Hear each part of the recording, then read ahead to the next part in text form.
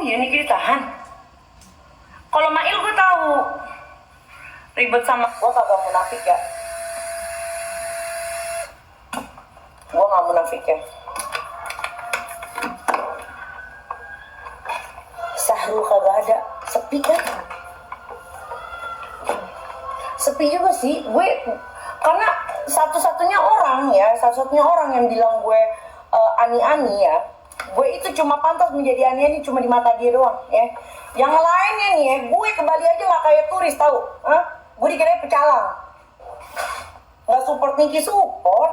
Gue tetap di sini, gue tetap mendoakan Niki. Cuma kan memang gue ini kan nggak tahu masalahnya yang ini. Emang bener gue kagak tahu masalahnya. Dia suka maksa-maksa sih. Mau gue kagak tahu.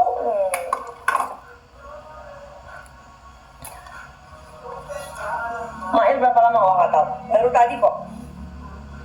Cila cuci tangan sekarang, emang kagak tahu. Nih ya, nih gue kasih tahu nih sama lu. Kalau lu napak tilas ya belakang ya. Gue itu bersatu sama dia, urusan gue apa? Sahrul ya.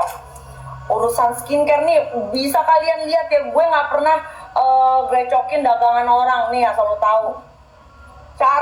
Lu cari konten gue yang grecokin dagangan orang ya.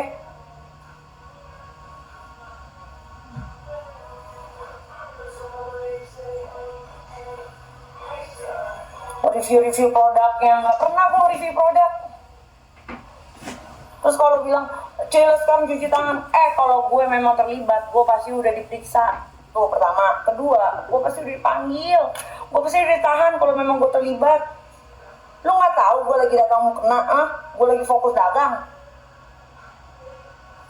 Ina dengar lu ikut dalam kasus pemerasan ya? Iya, persape santen ya? Pak polisi, ini tolong dong saya diperiksa. Pak, nih saya minta tolong dong Pak. Ya elah Pak, periksa aja Pak, biar enak Pak. Biar enak nih Pak, biar nggak simpang siur. Cuci tangan, iya, biar nggak jorok. Gue siap banget lo kalau misalnya mau diperiksa. Cuma sayangnya memang tidak ada korelasinya ke gue. Oh iya, Niki ditahan. Penyuapnya aman ya. Nah itu dia, harusnya kan nanti ada pengembangan tuh. Nanti kan ada pengembangan gitu. Kenapa ini sampai ada istilahnya uang tutup mulut? Apa yang ditutupi? Apa yang harus ditutupi gitu.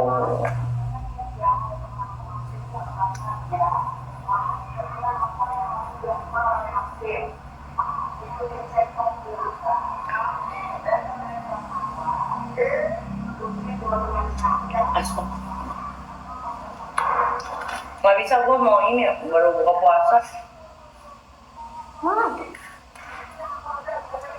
Kok pakai filter?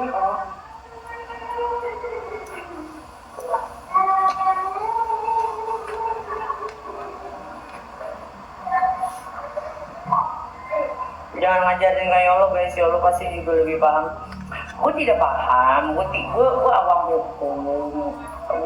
Gue awam hukum, cuma yang namanya masalah penyuapan, pemerasan atau uang tutup mulut, itu kan berarti ada sesuatu nih yang ditutupi ya kan. Nah itu yang harusnya diselidiki gitu. Iya benar, Niki sudah ditahan, Mail sudah ditahan. Bentar lagi Yolo minggat keluar negeri. Ini ada si TKW nih, ini mute nih.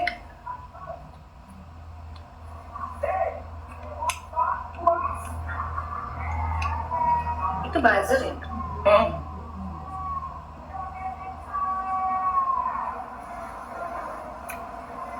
Bogor tempat safe house-nya, oh ya.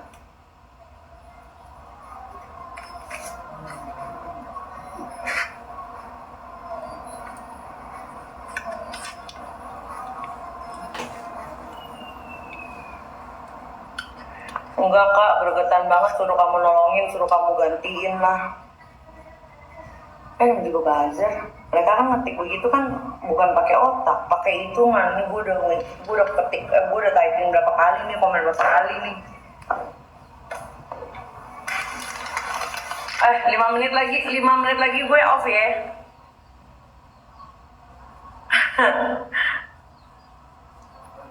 Dan kak katanya Gunung Uranium Firdaus datanya dihack FBI ya. Gue capek deh, dia banyak aksi banget dah. Tapi lucu loh, gue semenjak adanya Firdaus nih ya, hidup gue jadi apa ya, jadi ada bahan bersyukur gue. Katanya kemarin katanya Firdaus mau beli Lamborghini, mau beli Lambo 10, yang 8 dipakai buat pembantu, buat keluarganya, buat sehari-hari, yang 2 buat dibakar. Gue besok mau beli Lambo 10 biji, 8 buat dipakai, 2 buat dibakar.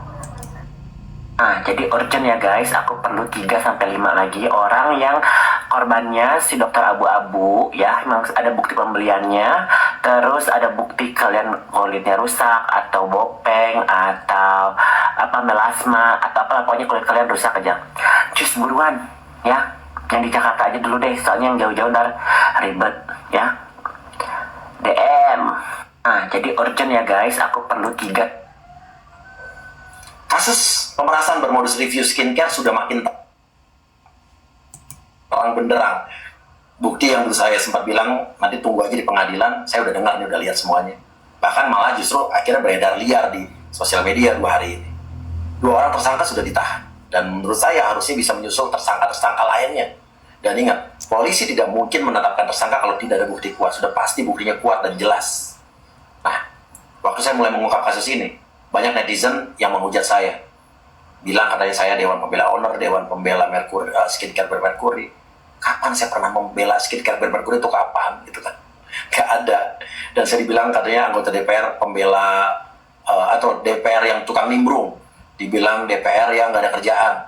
Justru saya kasih tahu nih tugas saya. Saya anggota Komisi 9 DPR RI dari fraksi PAN.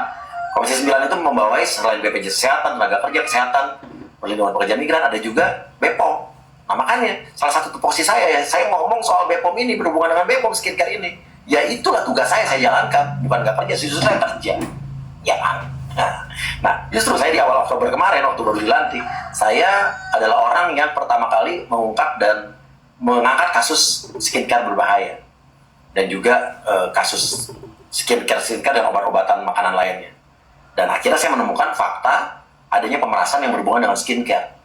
Dan saya sudah dengar dan lihat buktinya sejak awal. Nah, berhubung ini ada hubungan dengan BPOM, ya saya mempertanyakan, wajar dong saya mempertanyakan kisruh skincare ini.